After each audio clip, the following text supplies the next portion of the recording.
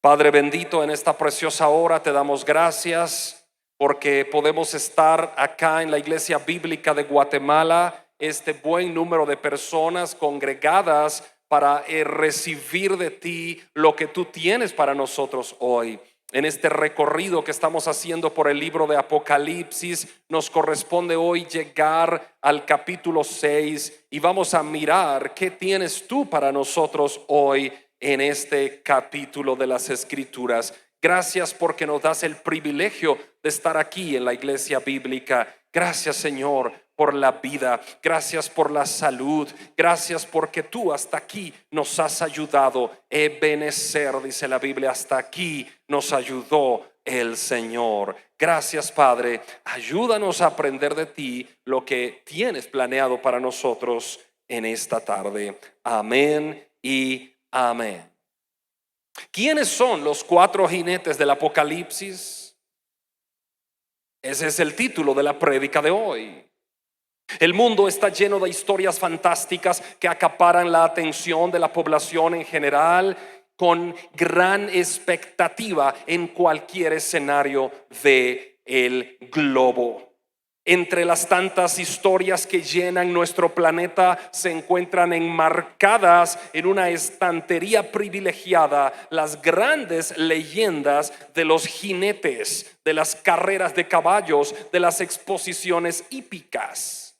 Y es que no es para menos, ya que al observar una fotografía o un video o una obra de arte en la cual se muestra un caballo, inmediatamente nos imaginamos a esos animales como símbolos de libertad, símbolos de resistencia, símbolos de majestuosidad, símbolos de espíritu libre, símbolos de determinación y coraje.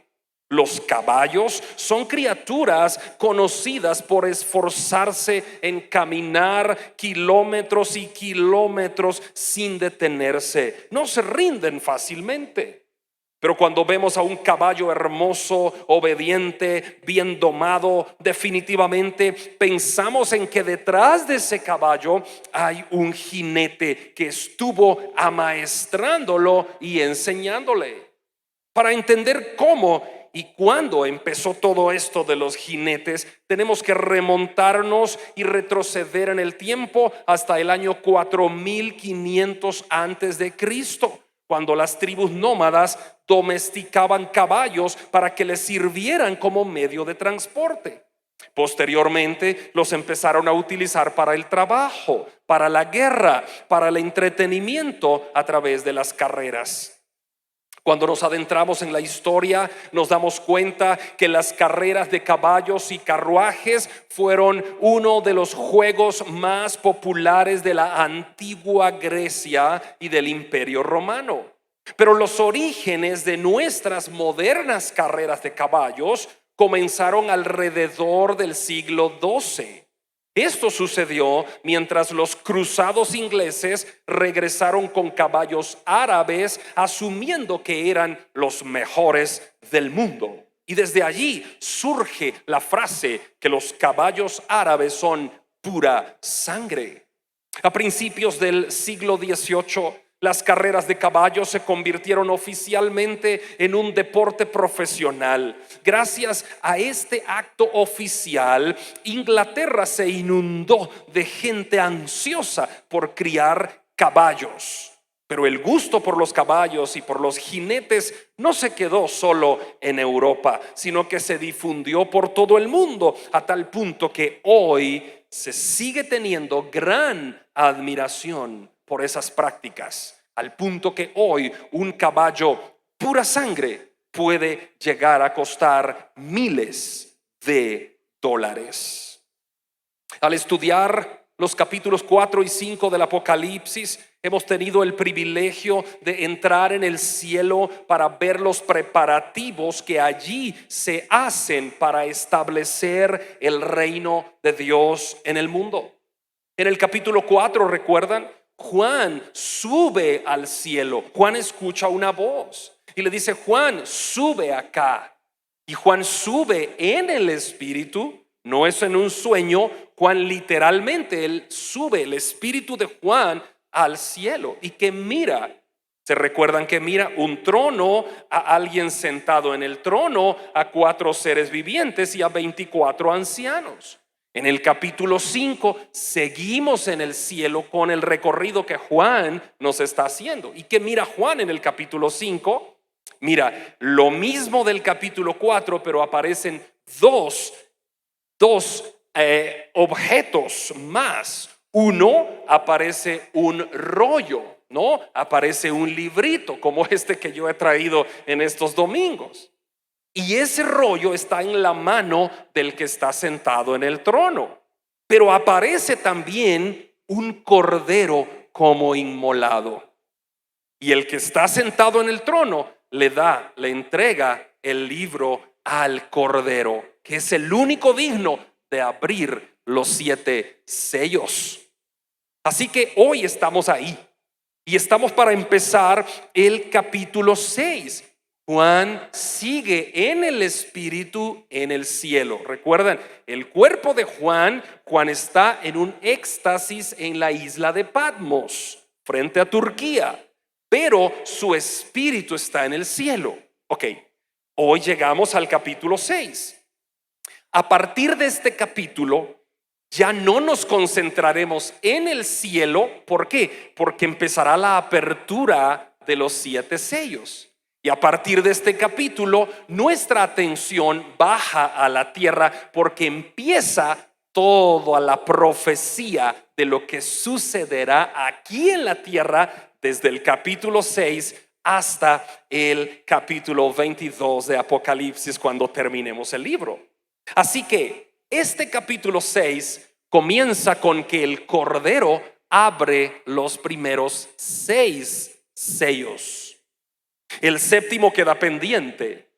Pero ahora nosotros, para efectos de este estudio bíblico, nos concentramos en los primeros 4 sellos, los cuales no vamos a estudiar uno a uno por cuestión lógica de tiempo, pero vamos a estudiar los 4 jinetes del Apocalipsis en este culto y luego los siguientes 4 domingos, ahí sí, uno por uno, cada uno de los jinetes, hasta completar los 6 sellos del capítulo 6. Muy bien, dicho esto, comenzamos con nuestro estudio. Es la prédica número 15 de Apocalipsis. Vamos al pasaje, Apocalipsis 6. Vi cuando el Cordero abrió uno de los sellos, aquí está el primero, y oí a uno de los 4 seres vivientes como con voz de trueno decir: ven y mira. Y miré, y he aquí un caballo blanco, y el que lo montaba tenía un arco y le fue dada una corona, y salió venciendo y para vencer. Cuando abrió el segundo sello, oí al segundo ser viviente que decía: ven y mira. Y salió otro caballo bermejo, y al que lo montaba le fue dado poder de quitar la paz de la tierra y que se matasen unos a otros, y se le dio gran espada. Cuando abrió el tercer sello, oí al tercer ser viviente que decía: ven y mira. Y miré, y he aquí un caballo negro, y el que lo montaba tenía una balanza en la mano. Y oí una voz de en medio de los 4 seres vivientes que decía: 2 libras de trigo por un denario y 6 libras de cebada por un denario, pero no dañes el aceite ni el vino. Cuando abrió el cuarto sello, oí una voz del cuarto ser viviente que decía: ven y mira. Y miré, y he aquí un caballo amarillo, y el que lo montaba tenía por nombre Muerte, y el Hades le seguía. Y le fue dada potestad sobre la 4ª parte de la tierra para matar con espada, con hambre, con mortandad y con las fieras de la tierra. Dejemos hasta ahí nuestra lectura. Estos son juicios enviados por Dios a través del Cordero que abrirá los sellos. El Cordero, ¿quién es? Cristo, quien en todo momento está en control de todo el universo y tiene la última palabra. Por favor, hermano, tú y yo no tenemos que tener miedo de enfrentarnos a los eventos apocalípticos que están por venir sobre la humanidad. Porque nosotros estamos aferrados a nuestro Dios todopoderoso. Nosotros estamos confiando en el Cordero. La sangre del Cordero nos ha limpiado de todo pecado. Y ese Cordero que abrirá los sellos es el que desatará los juicios sobre la tierra. Pero tú y yo no tenemos que tener miedo, porque el Cordero desatará esos juicios. Pero tú y yo estaremos a salvo, estaremos protegidos y estaremos para siempre con el Señor. En el estudio de hoy nos damos cuenta que mientras el Cordero va abriendo los sellos, tendrán lugar aquí en la tierra diferentes juicios. Cada uno de estos 7 sellos representa un juicio distinto. Muy bien. Llegados a ese punto, quizá nos preguntemos: ¿cuándo será, pastor? ¿Cuándo será que tendrá lugar en el calendario la apertura de cada uno de esos sellos? Yo quiero saber cuándo serán esos eventos. ¿Cuándo se abrirá cada sello para saber si estamos ya viviendo en el final de la historia de la humanidad o todavía no? La Biblia tiene pasajes paralelos. Cuando tú estudias las Escrituras, te darás cuenta que hay pasajes paralelos. ¿Qué significa eso? Pasajes que amparan el pasaje que se encuentra en otro libro. Hay un paralelismo. La Biblia no es un libro aislado, sino que la Biblia está compuesta por 66 libros, de los cuales hay un paralelismo que te ampara la lectura y el contexto. En este caso, ¿cuál es el contexto de Apocalipsis 6? ¿Cuál es el pasaje paralelo? Mateo 24. Cuando tú vas a San Mateo, capítulo 24, encuentras el paralelismo bíblico con Apocalipsis 6. Así que vamos a ver un poquito el pasaje paralelo. Pon una seña en Apocalipsis 6 y ve a Mateo 24, o si tienes el teléfono, trata de tener las dos ventanas abiertas en Apocalipsis 6 y en Mateo 24. Vamos a ver entonces esto. Los 4 jinetes del Apocalipsis que montan estos 4 caballos y que representan los primeros 4 sellos están describiendo juicios que pasarán sobre la tierra, y esos juicios están en San Mateo 24. Leamos San Mateo 24, 6 al 8, que dice: y oiréis de guerras y rumores de guerras. Mirad que no os turbéis, porque es necesario que todo esto acontezca, pero aún no es el fin. Porque se levantará nación contra nación y reino contra reino, y habrá pestes y hambre y terremotos en diferentes lugares. Y todo esto será principio de dolores. Jesucristo, véanme acá, Jesucristo está diciendo un sermón extendido sobre el monte de los olivos. Jesucristo se encuentra en el monte de los olivos y los discípulos le hacen 2 preguntas en San Mateo 24. Le dicen: Señor, dinos cuándo serán estas cosas.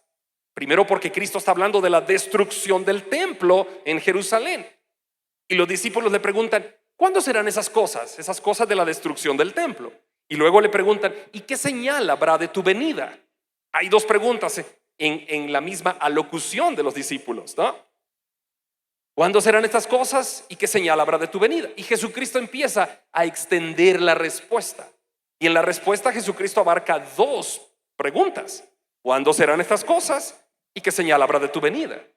Así que en esto, lo que estamos viendo en los versículos del 6 al 8 de Mateo 24 es exactamente la apertura de los primeros 4 sellos. ¿Qué está hablando Mateo 24? Que habrá guerras, habrá rumores de guerras, habrá terremotos, habrá pestes, habrá esto, habrá el otro, etcétera. Pero no se alarmen, no es el fin. ¿De qué está hablando Cristo? Está hablando de la apertura de los sellos que traerán juicio sobre la humanidad. Muy bien. Es importante notar entonces que el paralelismo entre Mateo 24 y Apocalipsis 6 se da exactamente.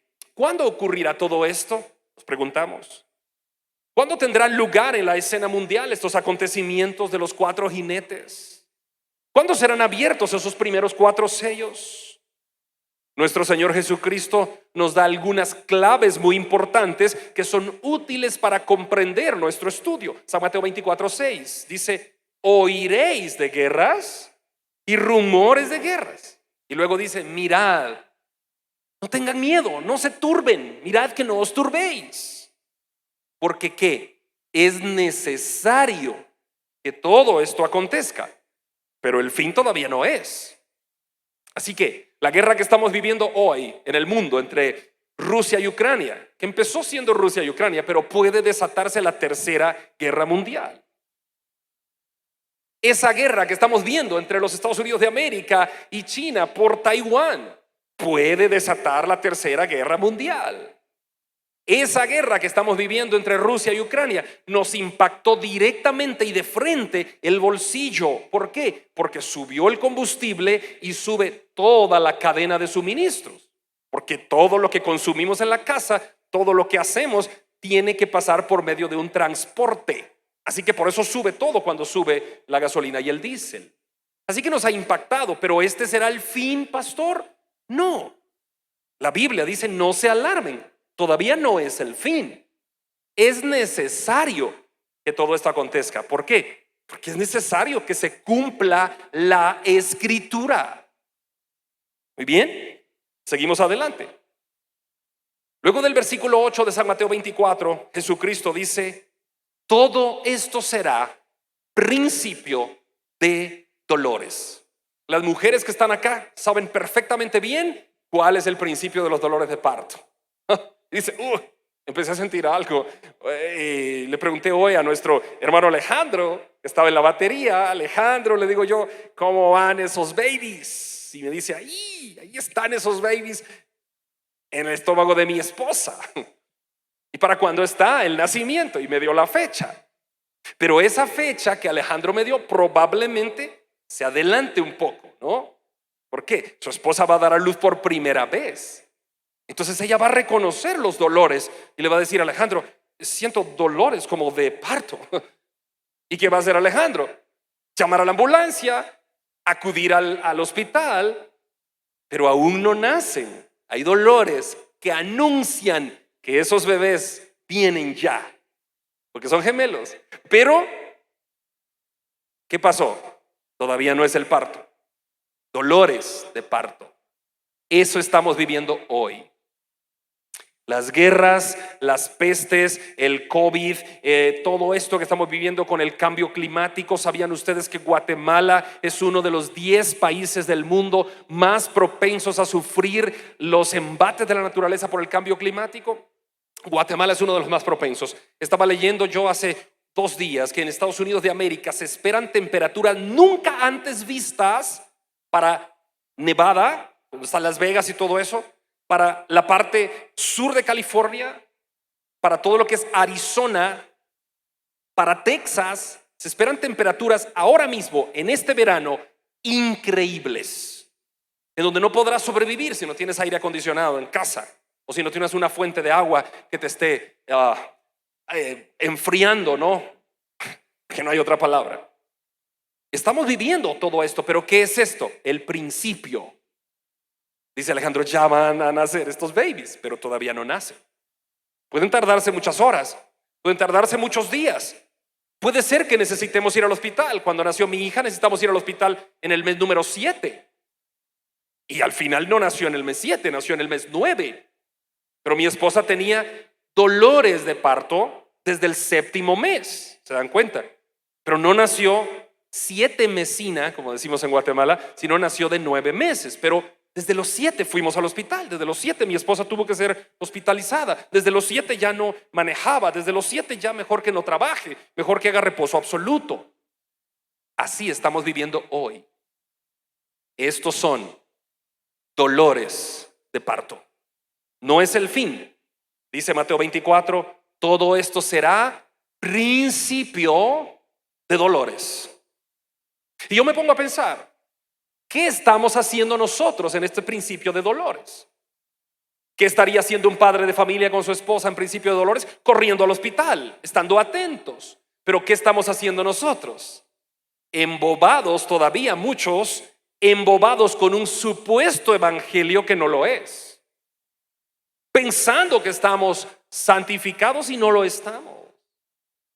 Mucha iglesia de hoy está errando las escrituras. Mucha iglesia de hoy no está predicando la Biblia. Está predicando de pensamiento positivo, está predicando de idealismo filosófico, está predicando de Aristóteles y metafísica, en donde han elevado al ser humano al lugar de Dios y en donde te dicen o nos dicen: tú puedes, tu mente es capaz de crear, si tú piensas positivo y lo declaras, aparecerá. Y están predicando una cosa como que es magia. Y la Biblia no es magia, el camino al cielo no es magia. Esto se trata de dejar el pecado, volver mi vida a Cristo, permitir que Él me limpie con su sangre, apartarme del mal, vivir en santidad y estar esperando la segunda venida de Jesucristo. No es magia. Muchos predican hoy un evangelio solo de la tierra, ¿se han dado cuenta? Serás prosperado, serás bendecido, serás sanado, serás millonario, tendrás esto, tendrás el otro. Jamás predican del cielo, todo de la tierra. Entonces las iglesias se llenan porque la gente va donde le predican lo que quiere oír. Pero donde predicamos las escrituras: deja el pecado, arrepiéntete, Cristo viene pronto, hoy es el día de salvación, vamos para adelante con Cristo, vive en santidad. Ahí cuesta un poco seguir porque te están confrontando. Pero el evangelio es ese. ¿Qué es el evangelio? La Biblia dice: el evangelio es poder de Dios para salvar, para liberar a la gente del pecado. El evangelio es salvación, vida eterna, es bendición espiritual y no material solamente. Lo material puede venir si Dios quiere. La sanidad puede venir a tu cuerpo si Dios quiere. ¿Cuáles son los ejemplos? Volvamos a la Biblia. Pablo, apóstol enviado a los gentiles, ¿no? Pablo no dijo: arrebato mi salud, declaro. No, Pablo dijo: 3 veces oré a Dios que quitara de mí este aguijón. Y me dijo: Pablo, bástate mi gracia. Mi poder se perfecciona en tu debilidad. Entonces, ¿qué dijo Pablo? Entonces de buena gana me gloriaré en mis debilidades, porque cuando soy débil, entonces soy fuerte. Amén. Hermano, el evangelio es poder para salvar. No pierdas eso de vista. Y hoy estamos en los últimos días de la historia de la humanidad. Ya empezaron los dolores de parto. ¿Será necesario tener contracciones para una mujer? ¿Será necesario tener contracciones más seguidas para saber que el bebé viene? Nosotros ahora empezaremos a ver convulsiones más seguidas, pestes más seguidas, guerras más seguidas. ¿Por qué? Porque es necesario. Todo eso es principio de dolores. Otro detalle importante acerca de los juicios acumulativos de Dios: cuando comienza el segundo sello, no termina el primero. Estos sellos se abrirán sin que uno haya terminado por completo.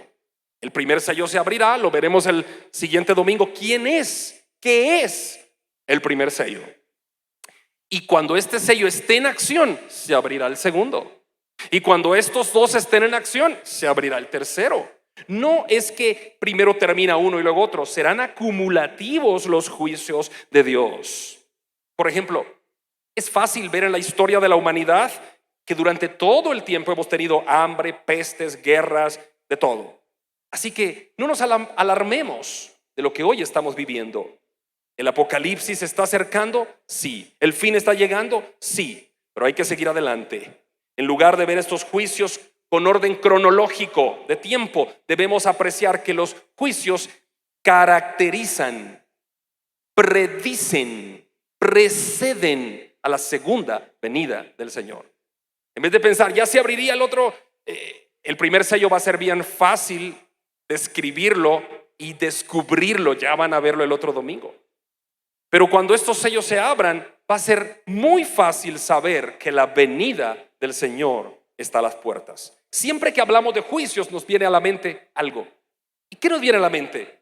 Si Dios existe, ¿por qué permite que haya guerras, gente en hambre, que haya terremotos y desgracias? Mucha gente me escribe a las redes sociales y me dicen: Pastor Andri, si usted dice que es cristiano, si dice que es pastor, si dice que Dios es amor, entonces explíqueme por qué hay guerras, por qué hay hambre, por qué hay pestes, por qué hay muerte de niños, por qué hay catástrofes naturales. Nosotros tratamos de explicar y tratamos de decir quizá una respuesta ilusa, diciendo que Dios no tiene nada que ver con lo que pasa con los cambios climáticos o con las guerras o con aquí o con allá. Pero si somos honestos, nuestra respuesta bíblica debería ser la siguiente. Tendríamos que decir: querido, precisamente porque Dios existe, por esa misma razón que Él existe, es porque envía sus juicios sobre la humanidad. Te hago una pregunta: ¿qué Dios de amor sería si, viendo las constantes injusticias de los hombres, enviara sus bendiciones sobre la tierra? ¿Qué Dios de amor sería si, viendo que los hombres crucificaron a su propio hijo, todavía enviara su bendición y su paz sobre la tierra?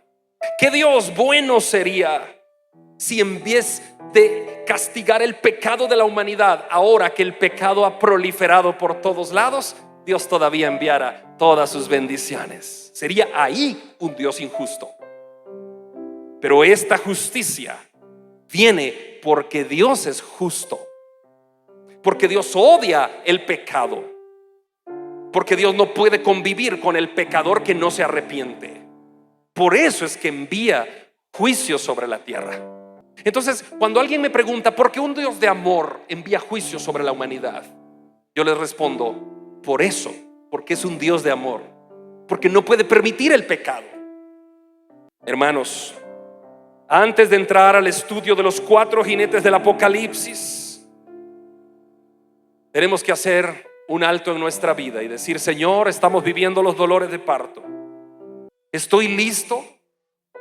Si tú vinieras hoy por mí, si hoy fuera el rapto de la iglesia, el arrebatamiento de la iglesia, ¿estoy yo listo o me quedo? ¿Quiénes son los 4 jinetes del Apocalipsis? Vamos al texto bíblico, Apocalipsis 6:2. Y miré, y he aquí un caballo blanco, y el que lo montaba tenía un arco, y le fue dada una corona, y salió venciendo y para vencer. Primer jinete del Apocalipsis va a montar un caballo blanco y lo estudiaremos el domingo. ¿Quién es? ¿A qué se refiere? ¿Qué es ese sello? Segundo jinete, Apocalipsis 6, 3 y 4. Cuando abrió el segundo sello, oí al segundo ser viviente que decía: ven y mira. Y salió otro caballo bermejo, y al que lo montaba le fue dado poder de quitar la paz de la tierra, y que se matasen unos a otros a gran espada. Primer sello, hermanos, se los anticipo: el anticristo. Lo estudiaremos el domingo. Segundo sello, la guerra. ¿Qué pasó en el segundo sello? Se le fue dado poder para que quitara la paz de la tierra y que se matasen a espada. Tercer sello, tercer jinete. ¿Quién es? Apocalipsis 6, 5 y 6. Cuando abrió el tercer sello, oí al tercer ser viviente que decía: ven y mira. Y aquí miré un caballo negro, y el que lo montaba tenía una balanza. Y oí una voz en medio de los 4 seres vivientes que decía: 2 libras de trigo por un denario, y 6 libras de cebada por un denario, pero no dañes el aceite y el vino. ¿Quién es el tercer jinete? El hambre. 2 libras de trigo y 6 de cebada por un denario. ¿Qué quiere decir? La gente va a trabajar literalmente solo para comer, pero los ricos sobrevivirán. No dañes el aceite y el vino. Ya lo vamos a estudiar en su momento. Cuarto jinete, ¿quién es? Versículos 7 y 8. Cuando abrió el cuarto sello, oí la voz del cuarto ser viviente que decía: ven y mira. Y miré, y aquí un caballo amarillo, y el que lo montaba tenía por nombre Muerte, y el Hades le seguía, y le fue dada potestad para quitar la cuarta parte de la tierra, para matar a espada, con hambre, con mortandad, con las fieras de la tierra. Escuchen esto. Primer sello, el anticristo, lo veremos el domingo. Segundo sello, la guerra. Ven, no se acaba cuando empieza en acción. Tercer sello, el hambre. No se acaba la guerra, pero habrá hambre en el mundo. Cuarto sello, la muerte. Y el Hades le seguía. Los primeros 3 jinetes no tienen nombre, el cuarto sí, dice que es la muerte. Y le fue dada ¿qué? Potestad para quitar de la tierra la cuarta parte. Somos 8,000 millones de seres humanos ahora.